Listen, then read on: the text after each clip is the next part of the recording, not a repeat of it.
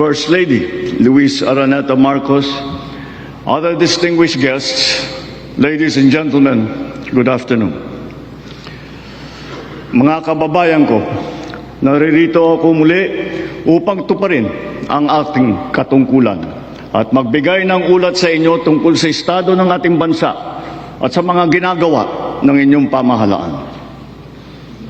Isang taon na ang nakalipas mula noong huli akong tumayo rito upang ilantad ang katiwalian na nadiskubre namin sa mga flood control project.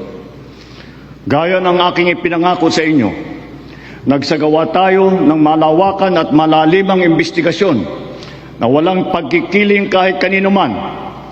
Masusi nating sinuri at sinundan kung saan tayo itinuro ng ebidensya. Lahat ng kailangang gawin ay ginawa natin upang matuntun ang punot dulo.